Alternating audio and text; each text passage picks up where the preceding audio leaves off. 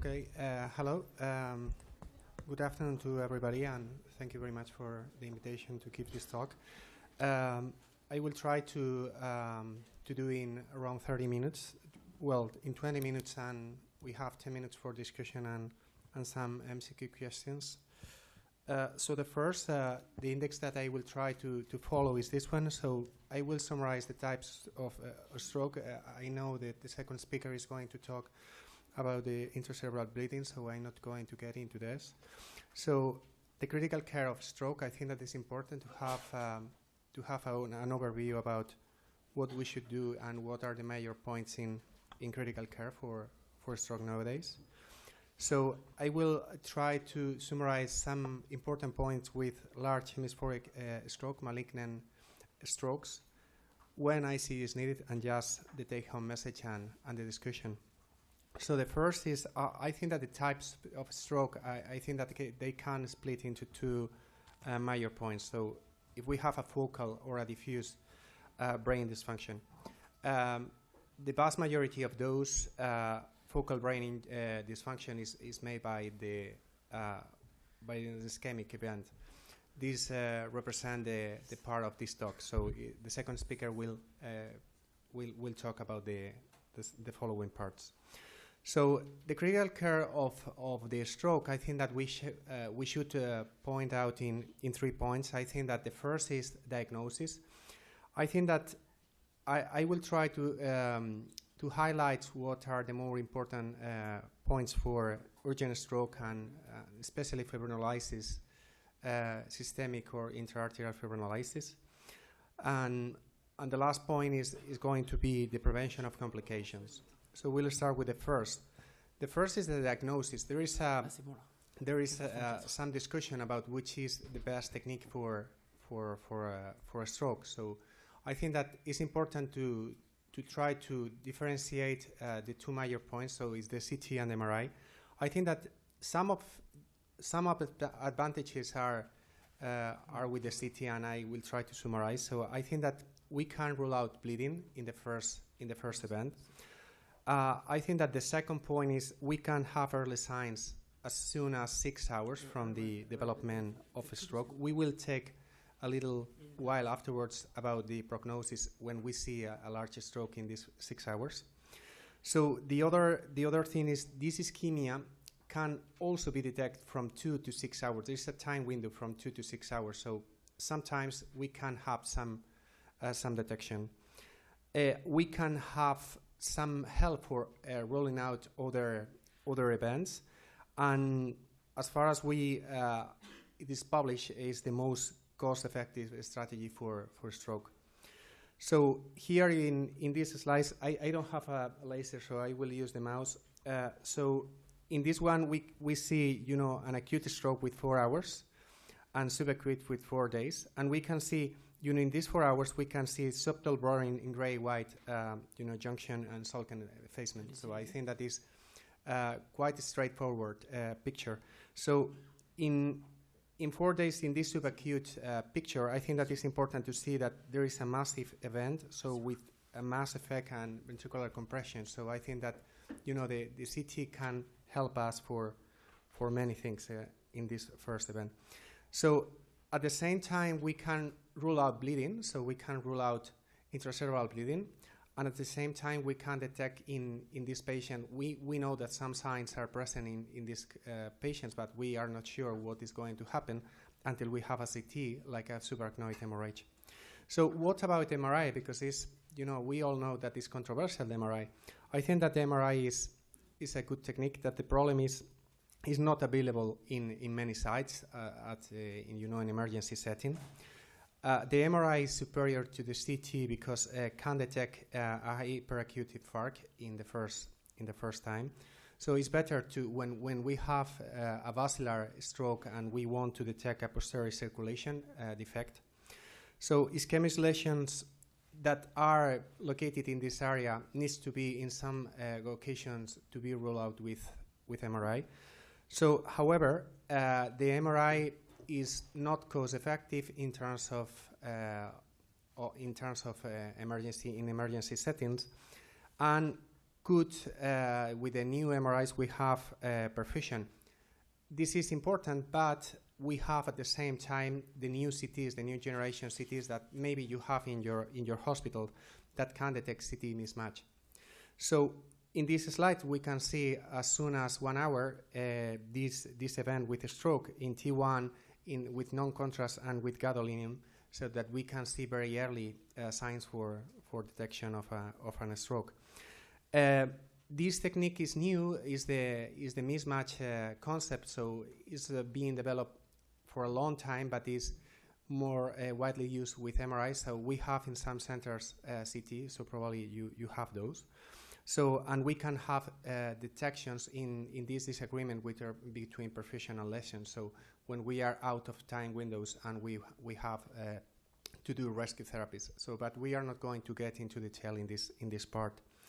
So I think that this mismatch, the mismatch concept is an important concept. I think that there is a disagreement on how is the best way to develop, this critically impaired blood flow in terms of developing the straightforward therapy. So, and there is no clear evidence with the perfusion patterns in the critically ill settings in terms of thrombolysis. But I think that is a help in some occasion that we have a patient that is out of the window for the current recommendation. We will talk about this later. So why the perfusion, is helping? Because we know that as soon as 1 hour, so we start with some signs of ischemia. Well, that start very early. So, but an hour should be the time window for developing the right therapy. So, however, it is important to know how fast we go with these perfusion techniques. So this is a very nice very nice pictures in relation with the perfusion techniques that we have talked. So the second part of the critical care of a stroke, I think that is the treatment delivery. I think that, it's important to focus that a stroke is an emergency, and sometimes in the last years there is an important,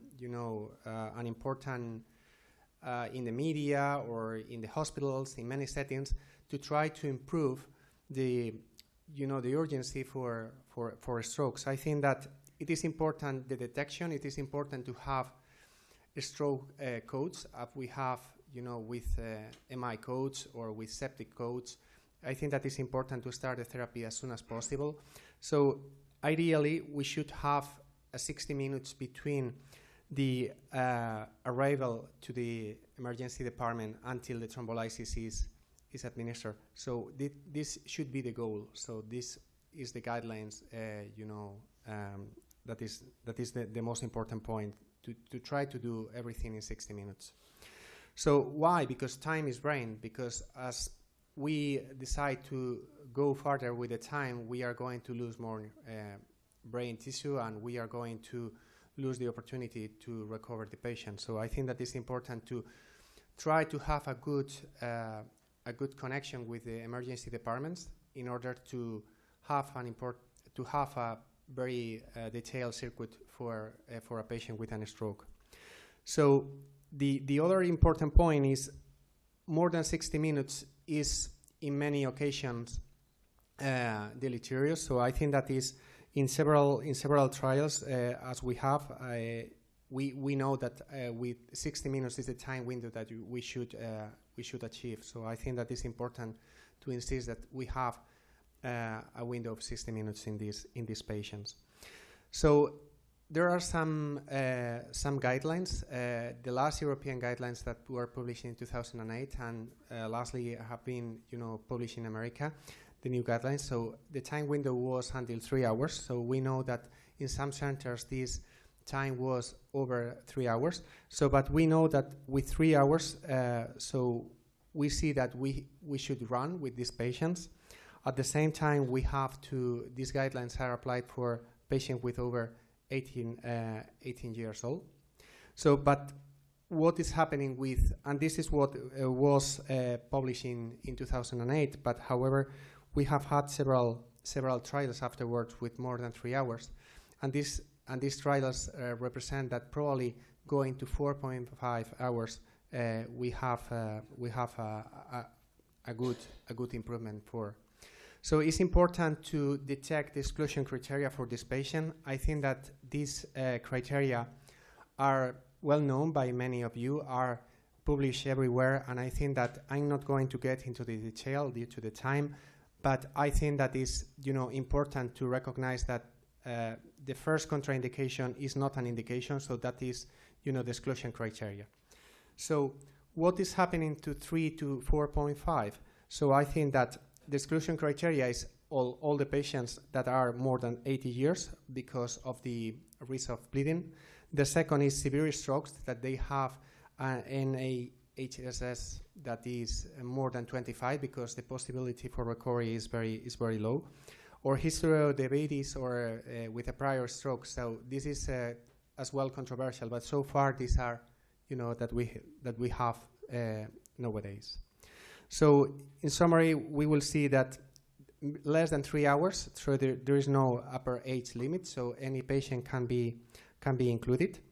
No limit with the stroke size, but we know that patients with high grade of scale, they could develop a poor recovery. So, and can give, even if taken warfarin and the INR that is below 1.7. So not to do with 3 to 4.5 hours in this patient that are more than 80 years old, that they have the scale that is over 25, that they have a previous stroke, and the warfarin and as I commented before, diabetes. So there are other treatments that are available. The intraarterial thrombolysis is widely used in some centers with experience. I'm not going to talk about the devices because there are a lot of devices in the market. We have the Mercy, we have the Solitaire, we have a lot of those. But it's important to know that for posterior, for patients that are with rescue therapy, it's important to use the mismatch concept with advanced imaging for detecting, which is the benefit for this. So in summary, I could say, I could try to summarize in this slide which is the key point for thrombolytics. So the systemic should be given to all patients with less than 3 hours. So 3 to 4.5 hours, 3 to 4.5 hours in those patients that are, below 80 years and as I commented, with no high, scales.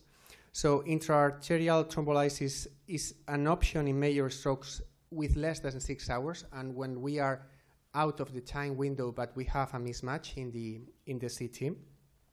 So, and we can use as well intraarterial thrombolysis in patients that are with some contraindications like recent surgery for systemic thrombolysis, but that is a level C of evidence, and should not be precluded receiving intravenous thrombolysis. So I think that it's important not to go to intraarterial thrombolysis.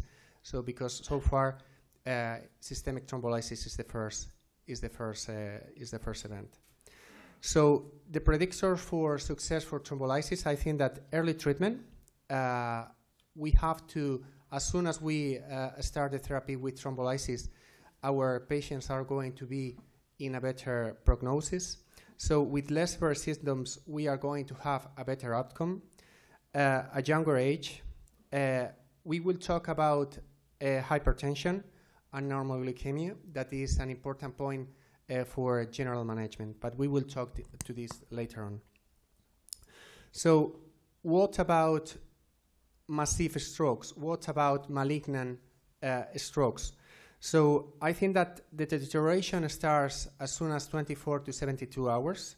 So the mortality is quite high, so can go up to 80%. And I think that early decompression is mandatory in this patient. I think that it's important to have a good connection with the neurosurgeons that you have in your hospitals, or if you are not in a hospital, that you have neurosurgeons to try to organize the transfer as soon as possible, because this patient can benefit for early treatment in case that we start early decompression because of 3 points.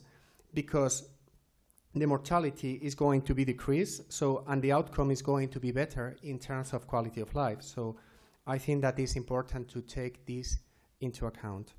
So, and finally, I'm going to talk about the prevention of complications. You all know with all this, with all the patients in ICU, you should have this general management. I will try to point in several points, not two more. So the first is blood pressure. In many occasions, we try to decrease the blood pressure in the patient. How we should treat the patients that have a stroke?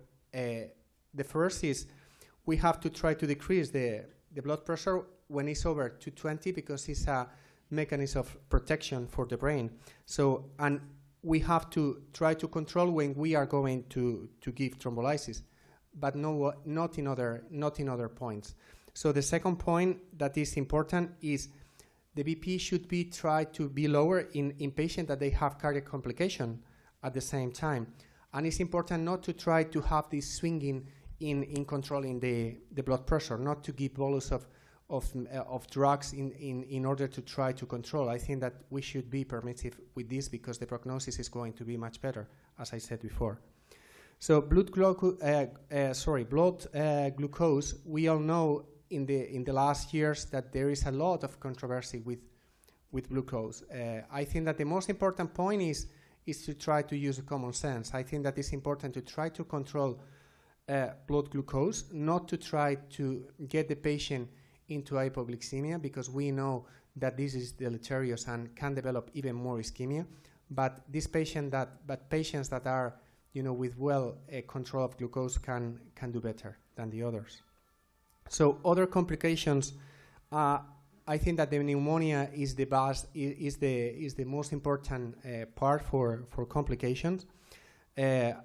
We all know that these patients have a bad protection of the airway, so they can develop an aspiration pneumonia in the first days. It is important to try to prevent this aspiration with the place of NG feeding, NG catheters. At the same time, prophylactic antibiotics has not seen any beneficial in the last years. However, it is important to know that which microorganism we are going to cover. The first is core pathogens. I think that Staph aureus and strep pneumonia, so all the community-acquired pneumonia pathogens are important to be covered for these patients. However, we know that if we have patients that they are in institution, that they have a high rate of multi-drug resistant pathogen, they should be taken into account, because the guidelines are not all the time giving the right decision. And at the same time, levofloxacin has not, or other combination of drugs have not seen any beneficial for this patient. However, we know that in some patients, we can decrease the bacterial load in the first days. So probably we are going, to decrease the amount of these pathogens and to decrease the rate of early onset ventilator-associated pneumonia. So I know that it's controversial, but I think that general care is mandatory for this.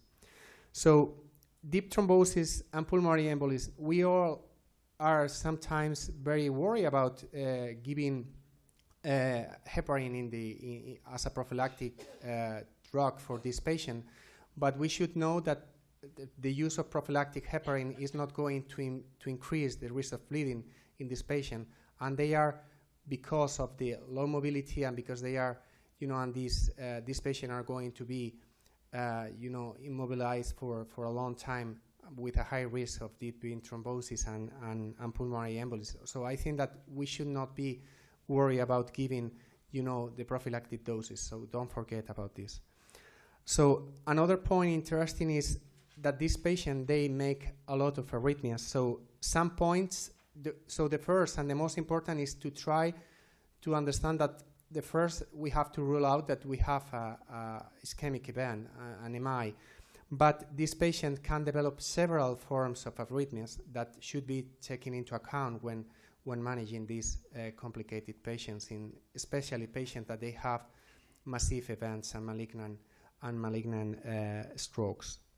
So finally, what about the critical care of a stroke? I could try to summarize in these 4 points. I think that position of the patient, especially in those patients that they have malignant strokes and they have been placed intracranial pressure. So it is important to keep the position in a semi-recumbent position with 20 to 30 degrees, trying to keep the position of the head alienated with the body, trying to have a good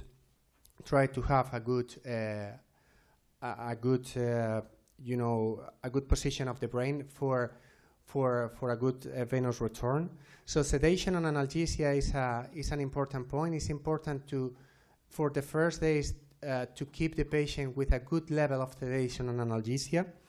In many occasions, we try to wake up these patients, and I think that we should be patient with this patient, especially for the first days.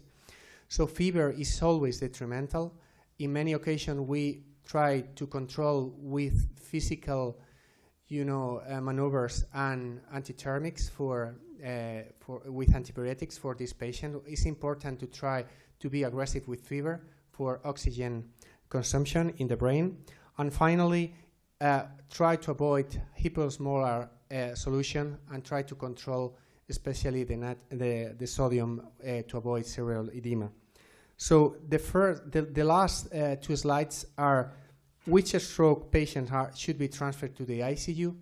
In the last part of the slide, in the bottom, you have that all of the patients that they are going to receive intravenous thrombolysis, or those that have receive intraarterial thrombolysis should be managed in an area that should be adequate for these patients.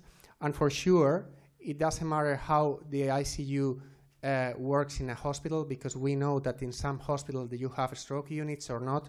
So it is mandatory to keep this patient in ICU when we have a stroke patient with high risk. So high risk represent patients with a posterior infarction, so a large hemispheric infarction, as I said before, for malignant strokes, and cerebral infarction prone to have swelling, because this patient needs a decompression so quick. So those patients that they have a stroke that is associated with cardiothoracic surgery or other surgeries that could include, could improve, the risk for bleeding. Those patients that they have intraarterial, management, so they should be managed in the ICU. And those patients that they have a stroke and they need enough support from the ICU, this is just common sense. So try to apply the common sense. So the summary for this talk is that the time is the key point for a stroke, in order to try to be in 60 minutes. So keep 60 minutes in mind between the emergency department and when the patient is in the ICU and to start thrombolysis. So not to be very aggressive with hypertension, trying to be permissive with hypertension, because we know that hypotension could develop a worse event, a worse outcome. So keep in mind that 3 hours is the time window for between starting the symptoms and thrombolysis, and now the new guidelines, especially the American ones, have include some patients to 4.5. So I think that this agreement could be done shortly in Europe. And other option like intraarterial thrombolysis should be in accordance with new techniques like perfusion, MRIs, and especially CTs that are much more fast for deciding. And general management, to keep in mind that hypertension, hyperglycemia, and patient with fever. So thank you very much for your attention, and that's it. Thank you very much for your very clear presentation. Is there any question from the floor? Yes. So what is the evidence that sedating those patients improves outcomes? And one could argue that clinical assessment is the best tool of predicting and monitoring any changes. And by keeping patients sedated, you are unable to do so. Okay, I am talking about critical care patients. I am talking about patients that they have, a massive stroke. Yeah. I'm not talking that we should sedate all the patients. We are talking about patients that they developed. So don't keep in mind that we should sedate deeply to all the patients. No, I'm talking about critically patients. I mean, so stroke. In the first, I think that in the first 24 to 48 hours, this patient could develop swelling. I think that you are going to improve, oxygen consumption. So the risk for a worse outcome in this patient is high. So that I mean is trying to keep the patient sedated in these first 24 to 48 hours, in trying to develop, to avoid more swelling and try to keep, the brain resting, and then when we are starting 48 hours, so start with, waking up the patient and to know how is it going. So in many occasions, this patient that they have a massive event, they normally have an ICP. So we know that in the first 24 to 40 hours, the swelling is the time window for acetotoxic edema. So we are going to have an important swelling. So the ICP is going to give us, a good management for this patient. So don't keep, everybody sedated. So don't get me wrong with this. So try to keep sedated these patients that are at high risk for avoiding swelling. So I think that is the most important point. It's a follow-up of this question. Is there a room or some evidence for making them hypothermic? Well, the point with hypothermia, we know with the Clifton, for brain trauma injury has not demonstrated any better outcome in patient with brain trauma injury. So in a stroke, is totally controversial to know if hypothermia, therapeutic hypothermia, could develop, a better outcome. I think that is too early to know. I think that is important. The most important, rather than to talk about hypothermia, I think that is to try to avoid fever. We know that if we have patients with fever and a stroke, the patient is going to be worse because of the swelling and the consumption for the brain. So I think that to keep normothermia is mandatory for these patients. Yes, please. If you meet a patient in an emergency case, you are an emergency doctor, and you don't know whether it is an ischemic stroke or is it bleeding, and you have a blood pressure maybe a little above 220 to 110. What's your first line agent? Is it urapidil? Do you use Niprus? I couldn't use any at the moment, so that I could do is to try to be very fast to the CT in order to start the process for the stroke, in order to know if this is, as you said, you don't know if this is an ischemic stroke or a bleeding, intracerebral bleeding. I think that Pedro would talk about intracerebral bleeding. So your question could be, more, even more, comment with the hypertension. I think that in intracerebral bleeding, so is more important to keep this high pressure.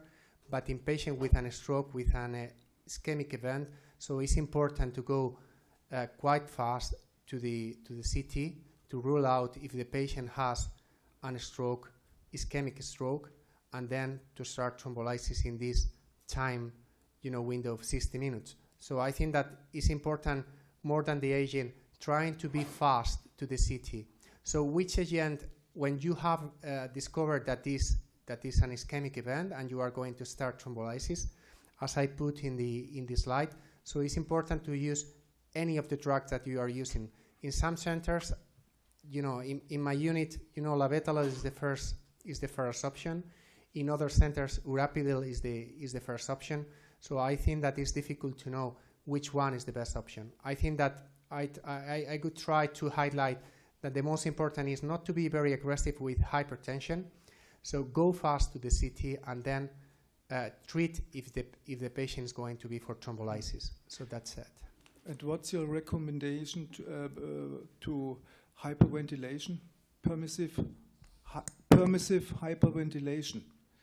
Hyperventilation. Yes, or normal ventilation? Normal ventilation in the patients with, as we have, so normal ventilation to try to achieve a PCO2 between 32 to 35 millimeters of mercury, and especially if you don't have an ICP, and a tisular pressure in the brain. So I think that to be with hyperventilation or hypoventilation is going to be quite dangerous. Just one question. Yes, please. Okay, and that's it. What do you think about the role of biomarkers in stroke? Do you think there is any room for biomarkers there? There are some, and there are some works that they are, trying to know how is, the outcome with biomarkers. The problem is, sometimes, when you are trying to know what is happening with biomarkers, is sometimes we try to find, the magic bullet. And some biomarkers that are, used for sepsis or for infections are now jumping into the stroke world. So it's difficult. I think that the most important point is to try to find, a specific biomarker. So for how the patient is going to be, but I think that is too early. We don't have a definitive biomarker. So the second point is that probably when we talk about one biomarker, so I think that it's important to try to combine biomarkers, because sometimes the area under the curve with a combination of biomarkers could be much better. And sometimes we are too obsessive with biomarkers. I think that the clinical evaluation should be, integrated into the biomarker, world. So I think that is too early. It's a good question. I don't have an answer for that. I know that there are some coming, in the market that are, used for prognosis, but I don't have an answer for you. Okay, thank you very much. We have to move to the next speaker, Dr. Pedro Navarrete Navarro, who is going to talk about the